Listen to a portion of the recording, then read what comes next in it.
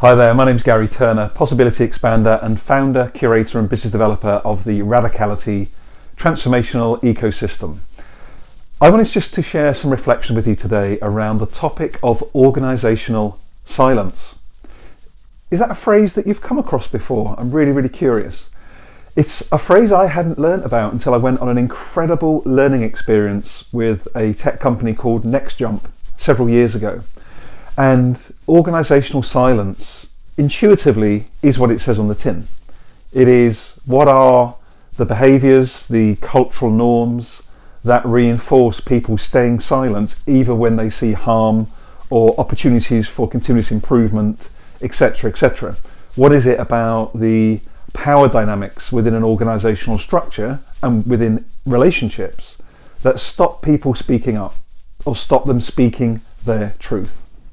Let me share a story with you of an example of when I worked at a corporation and I experienced organisational silence firsthand. It was at a time when, believe it or not, I hardly ever spoke my truth or shared my perspective on the LinkedIn platform. I was very vanilla, sharing the odd thing here or there, but very safe, very non-constructively challenging, etc. However, as I started to find my voice, share my perspective around things that I care about, like sustainability, leadership culture, etc., I got a message from my line manager at the time that said this, quote, "Garry, X at headquarters has said they've seen you online between the hours of 10 and 12 o'clock. Do me a favour, can you please just keep your social media interactions to before or after work," closed quote. So what do you think's happening there, in your opinion, around organisational silence? What's really interesting for me as I reflect with you now is that there were two things happening. Point number one, control from the headquarters.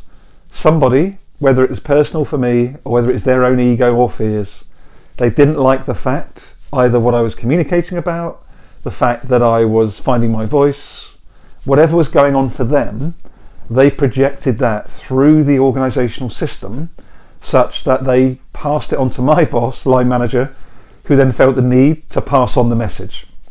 And my line manager, to be fair at the time, was very supportive, came from a positive place. But point number two, his own fears meant, damn, headquarters are getting involved.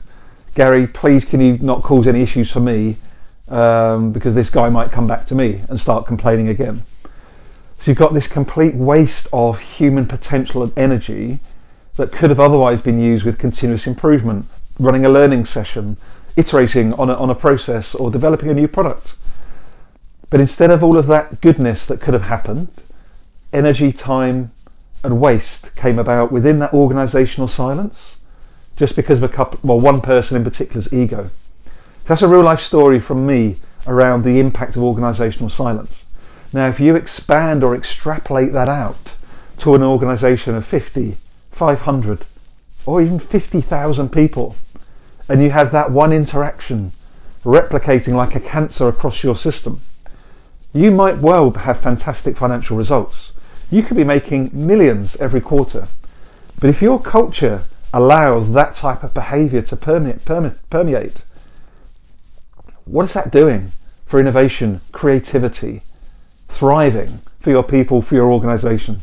And all of this is before we even look at the harm that's being caused by our Western organisational systems.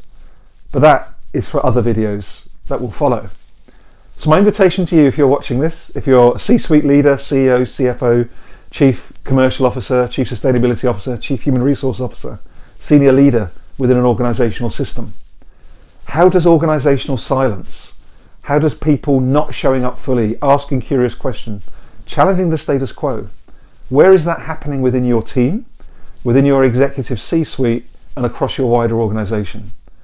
People you're already paying salaries to, not speaking up, not showing up, not bringing their greatness, not bringing their wholeness, their creativity, their vulnerability, their humility, their impact. Radicality.co.uk. Check out the website, drop me a line, it's time for change. I know you could be ready.